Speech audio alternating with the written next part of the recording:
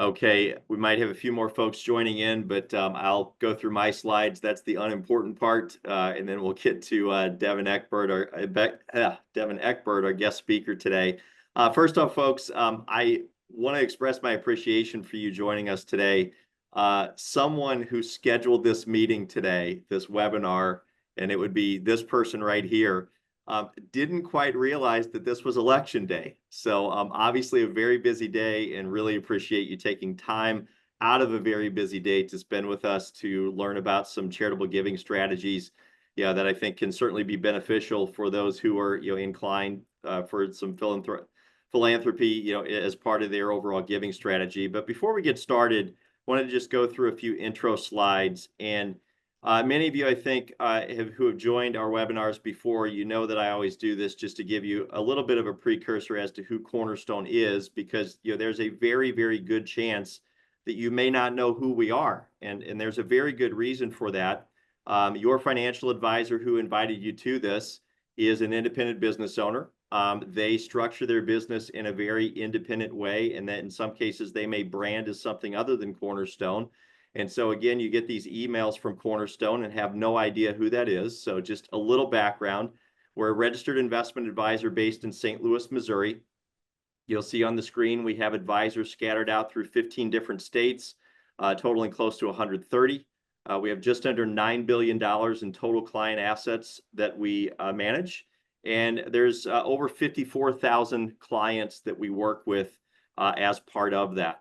Now, I did mention that your advisor might brand as something other than Cornerstone, and you see a number of the brands on the screen. We actually have advisors who use 38 different brands under the Cornerstone umbrella, and that's something that we completely support. When they decide to be an independent business owner, we don't want to come in and say you have to use the Cornerstone brand. If they'd like to brand as something other than that for their vision, we certainly want to support that.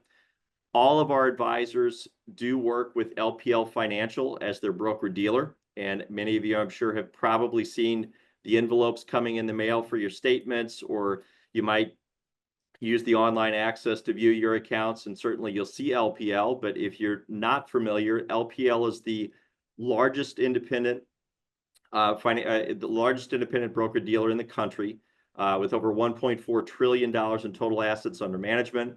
Over 24,000 advisors call LPL their broker dealer, their preferred broker dealer to work with their clients. And I think maybe one of the most important things that you see on the screen there is in the bottom right. LPL has 0 proprietary products. And so they don't come in with a prescriptive or maybe an in-house view and try to guide clients into an in-house product. They really value independence, both in terms of the business model, but also in terms of the thought that advisors are bringing to their clients' personal financial situation and really trying to meet those goals. If you bring all that together, your financial advisor, along with Cornerstone, with the backing of LPL, what we're really trying to bring to you is more support, structure, and scale, which just allows your advisor to have more time spent with you. This webinar today is a good example of that. We've done the planning, we've gone through compliance and gotten that approved, and all your advisor really had to do was send out that invitation to you and not take time out of their day or their team's day to really do that. So again, just one of the small examples of that. Just a quick housekeeping note. If you do have questions for our speaker today, the way that you'll submit those questions is actually through email. And this is, I mentioned compliance before. This is one of those things that we have to do to check that compliance box for the webinar. You cannot use the chat function in Zoom. So if you do have questions, please email those to cornerstonewm@lpl.com. Once again, that's cornerstonewm@lpl.com. Those will come to me, and I will ask Devin on your behalf. So I'll remind you once again as we get closer to the end of the webinar, but again, Cornerstone WM, no dots, no spaces, just all one segment at lpl.com. Well, it's my pleasure to introduce Devin Eckberg. Devin Eckberg has been a senior consultant with PIMCO for over 15 years. I will tell you that I have over 25 years in the business, and every time I hear Devin speak, I learn something. He's always bringing great content, both educational as well as just informative, forward-looking for advisors and their clients. This topic that we have today is certainly no exception. And it's one of those things that, obviously I think is near and dear to a lot of folks' hearts in terms of their giving strategies and where they like to make impact with their overall financial portfolio. But the key is there are smarter ways to do that than others. And Devin is going to share a few of those strategies today to really help you with making that impact in the most beneficial way for both the charities you support as well as the long-term benefit of your portfolio. So Devin, I'm going to turn things over to you. If you have any slides to share, please feel free to do so. But thank you for joining us today. Hey, thanks so much, Bill. I really appreciate the kind introduction, and likewise back at you. Everyone that I've worked with, Bill, from your team and just Cornerstone Wealth Management in general, all the advisors that are affiliated with your firm, just top of the tier.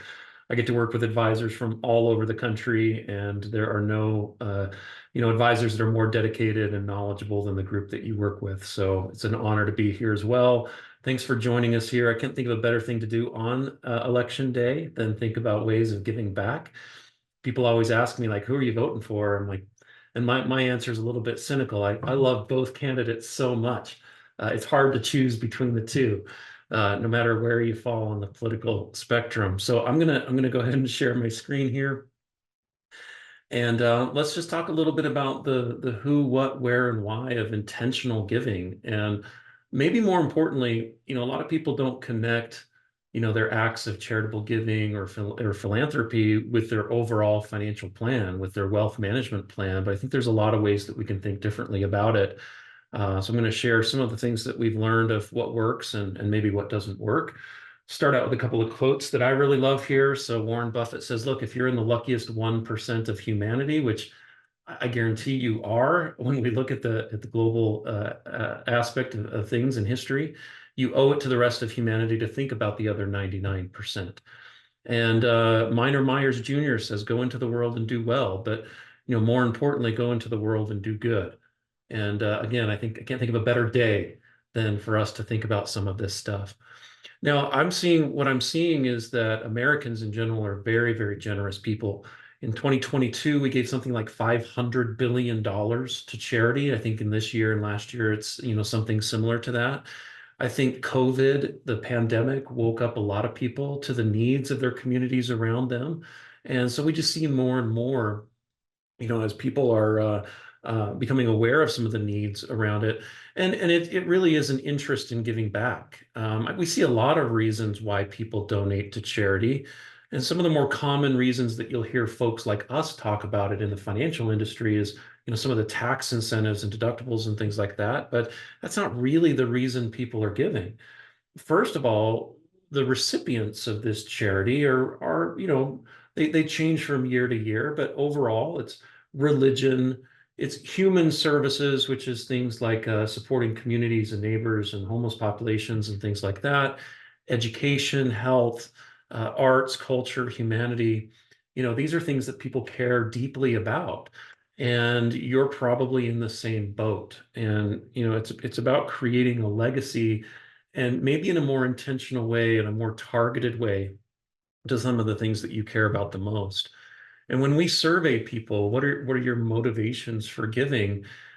Like I said, the tax deductions almost don't even show up on the list. It's at the bottom of the list. It's personal values and beliefs. It's interest in that issue area, maybe because they've been impacted by it or a family member's been impacted by that issue. Maybe it's a recognizable or reputable nonprofit that they care a lot about. They have perceived needs of those issues areas that they want to be a part of. So all of these different reasons are the motivations, and you probably fall somewhere in here as well. Again, by virtue of you attending this session, you can tell that you care deeply about this. So let's talk about what most people think about in terms of giving, which is sort of the more simple ways of giving. I'll get into much more complex ways of giving here in a moment, but let's take a step back and think about the simple assets that you might think about. Cash.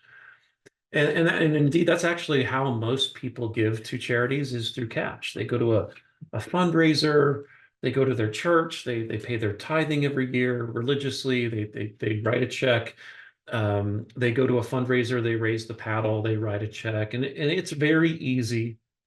Sometimes that documentation happens where you receive back documentation, sometimes you don't, but that's very, very common.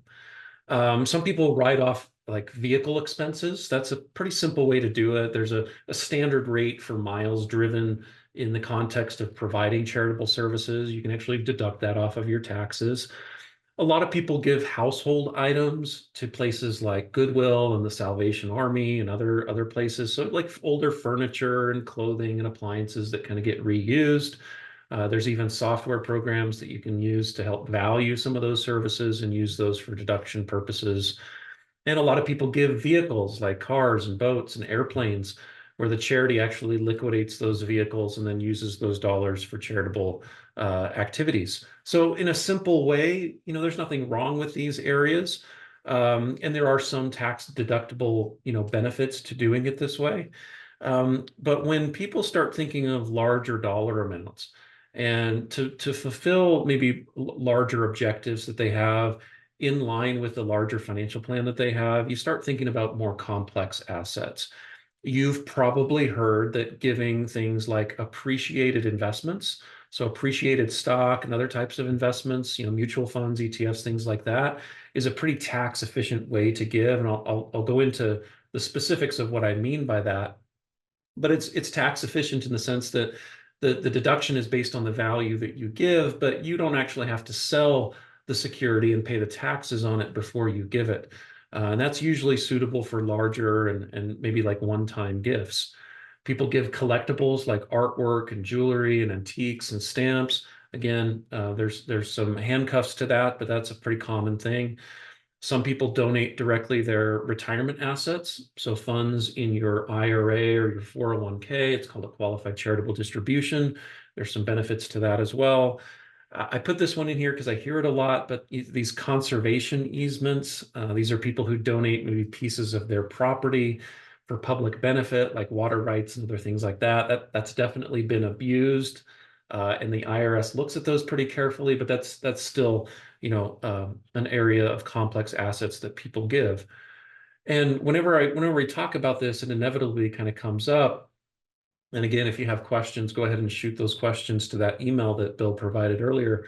But there are some things that are just not considered gifts, and we may give them freely, but they're just not considered to be gifts from a tax perspective. Like the value of your time or services is not considered to be tax deductible. The cost of a raffle or a bingo or a lottery ticket where you're receiving something back in return, potentially for those dollars, that's typically not a gift. Gifts that benefit the donor, it either reduces or eliminates the contribution of the value of the gift that you're giving. So there are some things that, we may give freely, but don't necessarily qualify as gifts. Now, when you're trying to consider what to give as a gift, we do have to kind of start thinking strategically, and especially when we connect it to the realities of your tax situation and your financial planning. So here are some categories that the IRS has acknowledged to be categories, and whether you give these assets to a public charity or a private foundation, you're allowed to take a tax deduction based on either its value, like its fair market value, FMV, fair market value, or your cost basis in that particular item. And you can see here the different categories. It matters for valuation purposes what the property is and what the deduction is that you're allowed to take. And then it also matters what your adjusted gross income is and the percentage of that gift as it relates to your adjusted gross income. We'll get some examples here in a moment, but these are from the IRS's perspective, things to consider when you are giving different types of property. So cash, for instance, you can, it's worth what it is. There is no other valuation of cash than what the value of that cash is. And you can deduct up to 60% of your AGI. So if you make, say, $100,000 a year and you give a $60,000 donation to your church, you can actually deduct that entire $60,000, but not more than that. If you give stock, for instance, appreciated long-term capital gain property, a stock that you've owned forever, it's appreciated, you don't want to pay the capital gains tax on it, you can deduct it up to its fair market value. Suppose it's $100,000 of stock, but you can only deduct up to 30% of your AGI. So if you make $100,000 a year and you give $100,000 to your church or to another charitable organization in the form of stock, you can only deduct up to 30,000 of that this year. And then you can actually carry that forward into future years. You'll fully deduct it, but you'll do it over a series of years because of that AGI limit. I hope that sort of makes sense. So all of those factors and variables kind of come into play when you're giving appreciated security. And I like to spell this out with an actual math example. I know you didn't come here to do math, but it kind of hits home the value of giving that appreciated property, like what actually happens when you give appreciated stock and how it benefits you and benefits the charity. So on the left-hand side, here's a typical example. Somebody has $100,000 worth of stock. Their cost basis in that stock that they purchased a long time ago, let's say, is only $20,000. So there's $80,000 of an unrealized capital gain. Now, if you go ahead and sell that stock today and you receive $100,000, you've now recognized taxable income by selling that stock. If you're in the highest marginal tax bracket for capital gains, you're paying 23.8% on that $100,000, or excuse me, on that $80,000 gain. So you're paying $19,000 in capital gains rates. Now your charitable contribution is now only around $80,000 instead of the full $100,000 that you sold. And then you take a tax deduction. If you're in the highest marginal tax bracket for income taxes, that's 37%. So you get about a $30,000 tax deduction. So that's the typical way people might do that, but they miss out on the ability to do what's on the right-hand side of your chart. So same appreciated stock, $100,000. Your cost basis is $20,000. You've got this $80,000 gain. Well, instead of selling it and recognizing that gain on your tax return, you're just going to go ahead and donate that $100,000 directly to the charity. Let the charity sell that stock because they're a 501c3 organization. They're not a taxable organization. They're not going to pay any taxes on that at all. So the charity actually receives the full $100,000. And you can take a charitable deduction on the full $100,000, not just the proceeds after taxes. So your gain or your taxable deduction is $37,000 instead of $30,000. I hope that makes sense. So in the end, the charity gets more. In the end, you get a larger deduction and everybody sort of becomes happy. There's another scenario here, and I mentioned it earlier, where you can actually give a charitable distribution directly from a retirement account, like an IRA or a 401k. Now, there's other retirement accounts that don't qualify for this. So if you have like an employee, like a SEP account or a simple IRA, it's not eligible to do this. But for most people that have an IRA or a 401k, this might be interesting for them. If you're over age 70 and a half, you're eligible to make a distribution directly from your retirement account to your qualified charity. And you can do up to $105,000 this year. Next year, it's going to be up to $108,000. But what that does is it skips your income statement completely. So by making that distribution directly to the qualified charity, you don't pay taxes on that $105,000, where you otherwise would recognize that as income and pay your marginal tax bracket on it. And in many cases, if you're over age 73, you're required to take a minimum distribution out of that account anyway. And a lot of people want to avoid taking those required minimum distributions, again, so they don't have to pay taxes on it. So this qualified charitable distribution qualifies and satisfies that RMD requirement. There was some legislation a couple of years ago called the Secure Act 2.0 that changed this strategy a little bit. It indexed it to inflation, so that number, that $105,000 limit, will keep going up every year, based on inflation. It used to be that it could only go to a qualified charity, but now there are some other options. You can do it to a charitable remainder trust, which we'll talk about in a moment. and some of the other areas. But for the most part, making that donation directly to that charity from your retirement account can be a very, very smart strategy. And by the way, if I might just plug Bill and his team and the value that they bring to the table, and your advisor, if Bill is not your advisor, you know, they can help you, create a strategy for this specifically, again, that is more specific to your financial plan, right? Understanding where you fall in your tax bracket, understand where the source of your funds are that can give you the maximum benefit.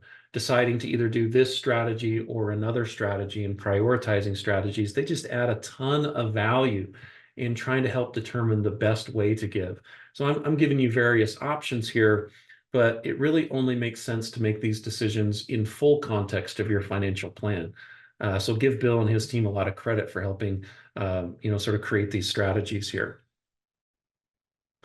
Now, I mentioned that, sometimes it really matters when you're giving and you're trying to strategize around your giving. It really matters where your tax bracket is. Now, here are your, 2024 federal tax brackets. This probably looks familiar to you. And especially when you're maybe on one of these thresholds where your income might put you into a higher tax bracket or might otherwise disqualify you from other deductions that you might be eligible to take. Some of these charitable distributions that are not taxable actually reduce your taxable income and bring you back down below these thresholds, again, saving taxes. So you should know where you fall or approximately where you're going to fall in your marginal tax bracket this year. And especially if you're close to one of these thresholds, it's worth a conversation to be had with your advisor and a CPA to see if we can using charitable contributions, bring yourself down below those. Another area that needs some attention is whether you claim a standard deduction or an itemized deduction on your tax return. Some of you may or may not know, about 10 years ago, they made a change in the tax code. It was the Tax Cuts and Jobs Act, the so-called Trump tax cuts, that raised the standard deduction for most Americans, therefore saving, a lot of taxes there. But they reduced your ability to do many of the itemized deductions. There are still some itemized deductions, and many of you still itemize, but most Americans now don't itemize their taxes. But one of the most common reasons why one would itemize their taxes is the charitable giving. You'll see on the right-hand side, these are the things that still remain that you can deduct in your itemized taxes: medical expenses, the famous SALT taxes, the state and local taxes, at least up to $10,000, mortgage interest, and charitable gifts. So we should know whether we are planning to take a standard deduction or an itemized deduction, and you can sometimes manage the timing of your charitable giving to help maximize whether you're going to do that. I'll get to that in a moment in terms of, I'll give you a good math problem on how to maximize between standard and itemized deductions. So when to consider giving is intentionally to maximize that deduction, right? Maybe there's been a spike. If you're self-employed, maybe you've got a big spike in income that might have reduced your ability to take a qualified business income deduction, a Section 199A deduction. If you're a business owner, you know what that is probably. And maybe you have a spike in that income that you need to sort of offset with some of this giving. Or maybe, it's prior to retirement, you're in your highest income earning years, you've deferred some of your salary till the end of your career. Maybe you're experiencing that now, and we need to bring that income down. Or maybe you realized capital gains in your portfolio. Maybe you sold some real estate, you sold a business, and again, you're looking to offset some of those gains with a charitable distribution. Maybe you did some Roth conversions in your retirement planning. Maybe you sold some stock or exercised some stock options, that sort of thing. So if you have kind of an unusually high income year or series of years, these charitable contributions can make a lot of sense to bring that stuff down. So let's talk about timing just a little bit. And I want to introduce you to the concept of bunching. Okay, you might have heard of this term before, but I'm going to kind of lay it out to you. Bunching, which is again choosing to be very intentional about the timing of your gift. Many of you actually give gifts, year over year, the same gift every year. That's actually very common. So if you go to a church and you pay a tithing every year, 10% of your income to the church every year, this might be a similar scenario to you. So on the top here is a very simple tax return concept here, where somebody's considering the deductions in their tax return. So on the top here in the blue, you've got 4 years, right, of continual tax sort of situation for this person. And every year they can deduct up to $10,000 of their state and local taxes. Okay, like clockwork, they do that. In this simple example, we're not going to look at any mortgage interest or anything like that.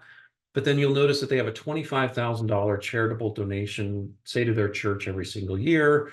So every year with the STALT taxes and the charitable giving, they can deduct or at least itemize $35,000 in tax deductions. Okay. Now that exceeds the standard deduction. So your software or your CPA is going to say, yes, let's itemize your tax deductions. And over a 4-year period of time, you've now deducted $140,000 in tax deductions. That's just what it is. That's the math. Now consider an alternate scenario here, and it's down below in the green, where you decide to bunch all of your charitable donations all together. So instead of giving $100,000 over 4 years, you give $100,000 all in year one. Okay, and let's see what that does to the math. So in year one, you can still deduct $10,000 of state and local taxes. There's no mortgage interest in this example, but in year one, you've got this huge tax deduction, $100,000. And so your total itemized tax deduction is $110,000. That way exceeds the standard deduction. It totally makes sense. Everyone's happy. That's a great tax outcome for that year. Now, in years 2, 3, and 4, you've already front loaded your charitable contribution. You're not going to do that again. So when you go to itemize your taxes, you only have $10,000 of state and local taxes. There's no mortgage interest and there's no more mortgage charitable donation. So your standard deduction becomes more appealing at this point. So you're just going to take the standard deduction in years 2, 3, and 4. You're not itemizing anymore. And all of a sudden, when you do the math, if you just add up all the standard deductions plus the itemized deduction in year one, you've now deducted $197,600 from your taxes. If you do the math here, if you're sort of following along, you've basically manufactured out of thin air $57,600 in additional tax deductions, not by giving more, but by simply being more intentional about the timing of that gift, all in year one. So this makes a lot of sense to bunch those deductions for maximum benefit. And you've got to look at a longer period of time, over a 4-year period of time, to maximize your tax situation. I hope that makes sense. This is a great conversation to have with your advisor. And even better if you bring your advisor together with your CPA to produce some of these more financial planning benefits.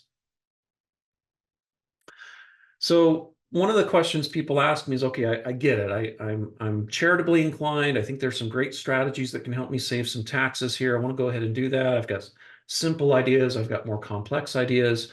So how should I actually consider giving? Should I give to my church? Should I give elsewhere? So charitable structures range anywhere from very simple to very complex.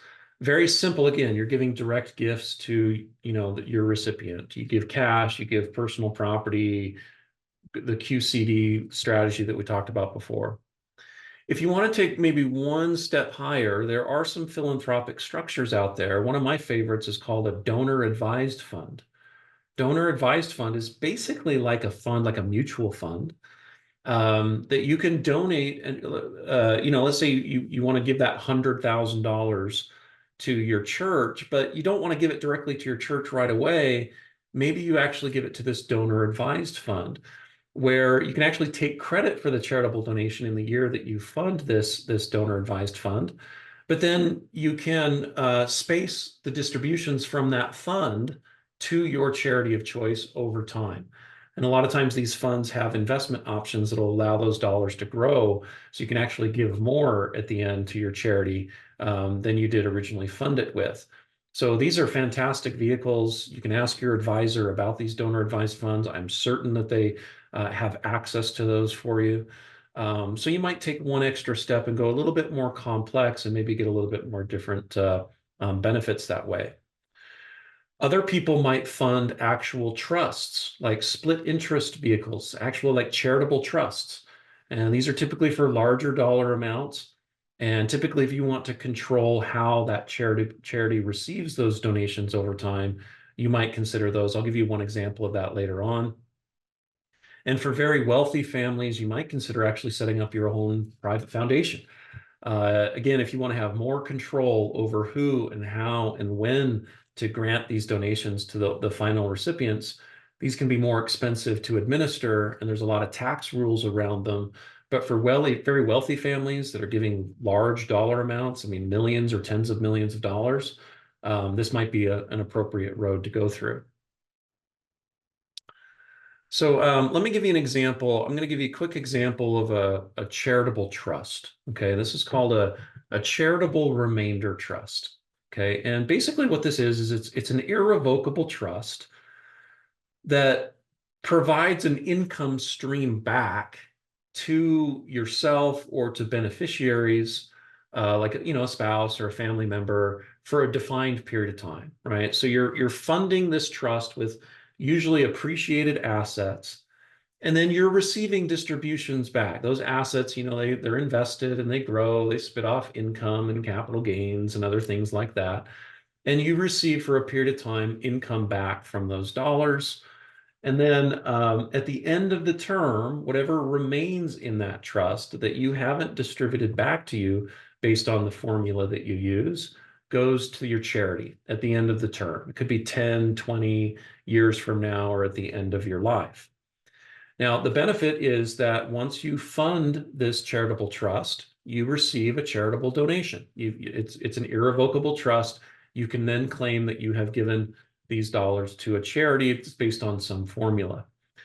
You then receive income back for a period of time.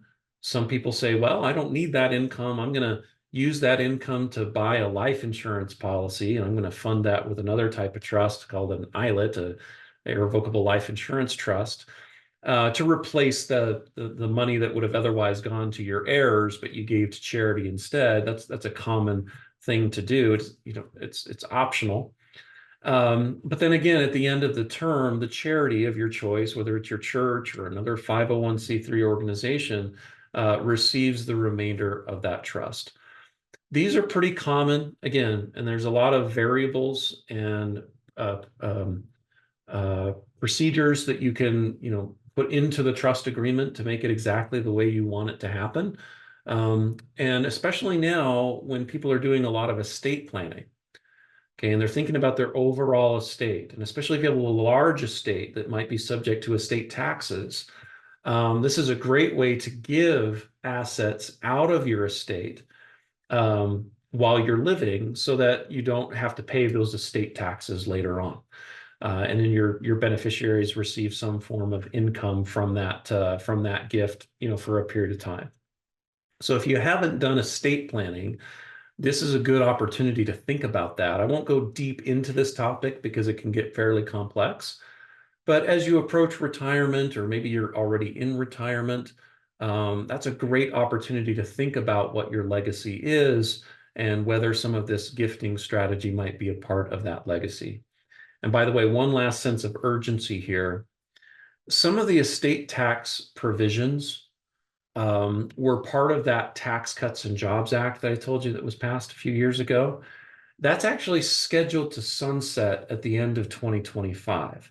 Those were the so-called Trump tax cuts. They raised the estate tax exemptions to the highest that they've ever been.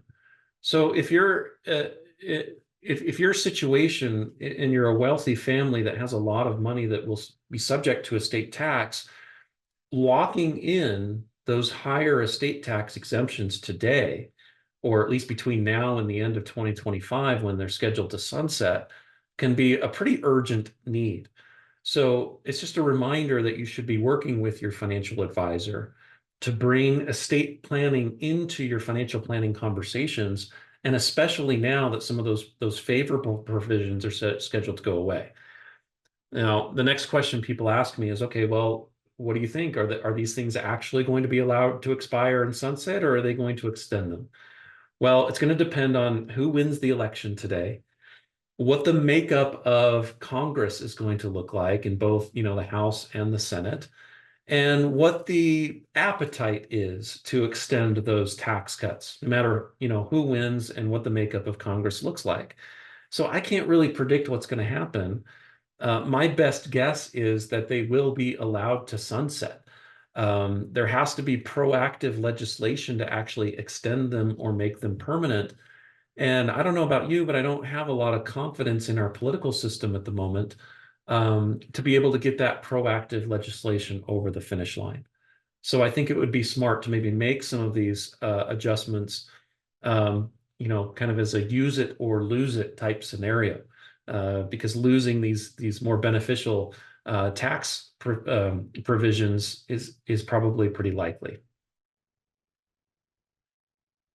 Okay, so just to kind of give you a little bit of more of a picture, I didn't talk about all of these different charitable structures for you today, but what I want to just demonstrate is that there are trade-offs of the type of gift that you give, and what your deduction might look like. Again, whether you give cash or appreciated security, or how expensive it is to actually set up the structure. Potentially, if you're going to go all the way into creating a charitable trust or some type of private foundation, whether you want to retain some level of control over the asset. Most cases, when you give an asset, you don't have any control over it, but that's actually not true. Depending on how complex it is, you could retain some level of control over the asset. The administrative expense is usually a factor. And because the administrative expense is a factor, it makes sense to consider kind of a minimum amount of funding the structure, to make it worth, paying some of the administrative effects on it. So whether you give a direct gift very simply, or go all the way into creating a private foundation, in a very complex way, there's usually something in between that you can think about. And again, to kind of shout out to Bill and his team and his firm in general, they're very good at helping you identify where on the spectrum you could or should be with your charitable intentions, and how complex or not it should be, and when to give when it is most favorable for you in terms of your tax situation. So you probably came into this thinking that this was all really simple, and it can be, and it should be. But for more complex situations, I think there's a lot of planning that can make this much better. A few final thoughts, and then we'll, kind of wrap it up and see if there are any kind of questions or concerns or any comments or anything like that. But, when you're talking about philanthropy, and especially with your family, right? Facilitating discussions around philanthropy is challenging, but also extremely rewarding. Because remember, as I mentioned before, the motivations that people have to give to charity are usually pretty complex. And they usually have to do with things like values and principles and intentions, and identifying a need in the community, and some of the issues that really impact that family specifically. And so having those conversations can be highly rewarding, because it's one of the few opportunities we have to talk to our family about those values and principles that we have. I have this opinion, and you might agree or disagree, but I have this opinion. We used to talk about these values and principles more often. We used to rely on a lot of institutions in the past to help facilitate these conversations. So, like churches and community groups and fraternities and membership associations and things like that. But we're not really a part of those as much as we used to be. Just in general, you may still be personally, but just in general, Americans are not part of those institutions as much anymore. So the opportunities to have those conversations around values and principles don't really happen as much anymore. So this is a great opportunity to intentionally talk about it. So maybe some questions that you might ask yourself, or even better, that you raise with your family proactively is, how do you decide how much to give every year? Right? Whether you tithe to your church, or again, any other sort of organization that you care deeply about, how do you decide? How should you decide? Is there a principle there that you should talk to? What do you currently donate? Is it cash? Is it property? Is there maybe a better way to do this? Do you typically itemize your tax deductions, or do you typically claim a standard deduction, or does it depend on the tax year? How important is a charitable legacy to your family? How much do you want to take credit for the charitable giving that you give? Are there any social causes that are particularly important to you or your family? What inspires you to give? Again, those are very rewarding conversations to have, even with your kids and your grandkids. Like, what inspires you to give? How did you decide that this charity was the one that you were going to support compared to this one? How involved do you want to be in actually charitably giving? This is a great opportunity to get kids and grandkids involved in the charitable giving efforts. I was working with a family, a very wealthy family recently. Their kids were still pretty young, and they included their kids in the conversation about which charities to donate. And they ended up with a list of charities, but many of the charities on that list, they never they didn't imagine making donations to those specific charities when they began the process. It was because their kids were involved in the process that they landed on choosing the charities that they wouldn't have otherwise considered, which again was very surprising, but very interesting conversation. Think about and try to actually spend quite a bit of time thinking about, how are you going to feel after you make these donations, right? Try to consider in advance how much this is going to move the needle for you in terms of your own personal happiness and motivations. Do you feel satisfied on making some of these charitable donations? So these are the type of questions you should ask. Some of them are related to taxes, which we've covered a little bit, but most of them are like, how? How do you want to do this? How do you want to make the biggest impact? How much control would you like to have over some of those charitable donations? And in which way can we best align our personal needs and tax benefits and other things like that with the needs of the organization that you're thinking about? So let me pause there. Bill, let me see if there are any kind of questions or comments or anything like that that came through. Yeah, And I'd love to Devin, hear some of your experiences as well. yeah, Devin, first of all, that was fantastic. That was exactly what we were hoping for by having you on today. So you checked the box. You did a great job there. So we appreciate it. I do have a couple of questions that have already come in. For those of you, if you do have questions, remember it is an email. Send that email to Cornerstone WM. Again, no dots, no spaces. Cornerstone WM at LPL.com. Those will come to me, and then I'll ask Devin. Before I get to the question, though, Devin, we asked you obviously to speak about charitable giving today. I guess I can officially say that we're getting into the holiday season since we're past Halloween. So let's just say giving in general. So let's say someone decides that they want to gift some amount of money to their loved ones, and the way that they've maybe always done that is to sell some stock that's done very well, turn that into cash, and then give their loved one, family member, grandkid, whatever it may be, just give them cash. Is there maybe a better way to do that? I think so, yes. And you already mentioned it is, suppose they have appreciated stock that they're considering to be the source of the gift, right? They just take the extra step of selling the stock and then giving cash. But consider, like, some of your kids might be, say, they might be in their working years, or maybe they're college students. They don't have a lot of income, for instance. You may decide to just give them that stock directly. Now, what'll happen is they'll take that stock and they'll sell it, right? They'll recognize income for themselves. But if they don't really have a lot of other sources of income, or maybe they're new in their career and their income is relatively low, they're in the lower marginal tax brackets, it's going to be better for them to sell the stock and recognize the income under their lower marginal tax brackets than maybe you doing that under the same with your higher marginal tax brackets.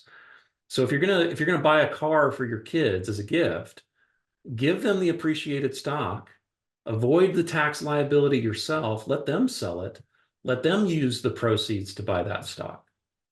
Now, the next question people ask is, well, what about gift limits, like annual gift limits? And that is a thing. So in 2024, this year, you're allowed to give $18,000 per person per year per recipient. Any gift that you want, whether it's cash or appreciated securities. If you're a married couple, you can double that up, basically. $36,000 per year tax-free. If you exceed that, you could either pay a gift tax or you could file it as a part of your unified gift tax credit. I won't go into that, but you're allowed to give a lifetime exemption of gifts. It's like $13.61 million per lifetime. You can just kind of deduct a little bit from that in terms of a gift tax. But if you're under $36,000, you don't even have to report it as a gift. But give them appreciated stock, let them sell it, let them pay a small capital gains or zero capital gains if they're in that category, and then relieve your own self of that tax liability. Did that answer your question, Bill, or did you want me to go deeper in there? No, that's great. That's exactly what I was looking for, and that might even be a strategy for folks who have a maybe over concentration in one stock, yeah, that they've held for a long time, and maybe it's a sentimental holding. This might be a way where they could gradually reduce some of that risk of just that one position. I do have a question. I think this is a really good one. And Devin, on your last slide, you were talking about having that conversation with families and maybe getting kids involved or grandkids involved in the philanthropic endeavors of the family, or maybe share values that you have. And this question actually is kind of the reverse of that. And it's, do you have any tips for adult children to broach the conversation of estate planning or family philanthropy with their parents? The parents aren't getting any younger, and the kids are maybe starting to worry about what this could bring if they don't have that conversation. Yes, that's such a common thing. I hear it all the time. In fact, my wife is in a similar situation where this is my background. This is what we do. This is what I'm good at, and her parents know that. But they still have this hesitancy to talk about it because maybe it's a generational thing. Maybe there are other reasons why some people are somewhat protected to have those conversations. So what we're doing is over time normalizing these conversations. It might take some time, but normalizing them and being completely transparent, which is sometimes hard to do, by the way. But what I mean by being completely transparent is talking about specifically the reasons why you might be bringing it up. So for example, if I want to go to my wife's parents and say, look, I think estate planning, might make a big difference here because, and I'll tell this a personal true story. I just recently lost my parents within the last 2 years.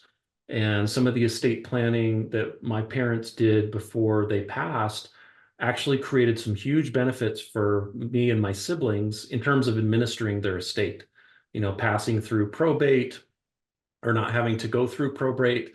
There were some rules around the disposition of assets and other things like that that were very clearly put out in their estate plan. That was a huge relief that allowed my siblings and I to focus on grieving the loss of my parents as opposed to trying to scramble to settle their estate in the end. And so sharing those stories, personal stories with me, about me with my wife's parents, have allowed them to better open up because they understand what objectives we have. We said, look, we don't want this to happen on my wife's side of the parents. If there's a problem, we had such a great experience on my side of the family that we'd like to extend this to this side of the family. That's a pure, genuine, sincere objective. And so being transparent about that sometimes helps. If you don't have a situation like mine, bring in other issues. Say, look, my financial advisor, Bill, was talking about this, and he told horror stories of other clients that he had in this situation. We want to try to resolve this earlier. I read an article, about this. This is important. Or the Trump tax cuts and these higher provisions are going to expire at the end of 2025. We should talk about this as a family. But be intentional about the values and principles as opposed to the money and the financial assets. Let that be a conversation later on. Let's focus on the values and principles first, and then the financial stuff later. I don't know. But I will say, some of the surveys that we've seen, most people want to have this conversation and they want their financial advisors to be part of this conversation. About 80% of them say it's important for their financial advisor to have conversations with their kids and grandkids about these types of issues. And, Bill and his team, they spend a lot of time educating themselves on how, the mechanics of all this work, but also how to facilitate good conversations between families so that we can avoid some of those landmines that sometimes crop up and prevent us from talking transparently. Devin, I'll just give one quick plug there for PIMCO. And I know you all do some great work on conducting family meetings. So for those of you listening, if that is a topic that you would like to address, certainly a topic for a different discussion today, but reach out to your financial advisor and say, hey, I heard that guy from PIMCO and he said you could help me with a family meeting. And I'm sure you all have great materials to Look, make that happen. and the best reminder is that every family is dysfunctional. Yours is not uniquely dysfunctional. Everyone's is dysfunctional. And we were just working with a very wealthy family. They just sold their business, $500 million. They were talking with their kids and grandkids about what they wanted to do with this money. And they were very dysfunctional, right? These are kids that were suing each other over business interests. And we were able to, again, focus back on the values and principles. Let the disagreements, if there's going to be disagreements, let it be on how the assets are managed, not why they're managed. And so we were able to align them on the why this family's purpose existed. And then the disagreements on the how actually became much, much easier to solve from the financial aspect. So it's doable. That's great. Well, Devin, I can't thank you enough. Also want to say thank you to everybody who joined us today on a very busy day. I will try to plan better next time to where we don't do this on a major national occurrence. But that being said, thank everyone and really appreciate your time today. Bye-bye. Thanks, Bill.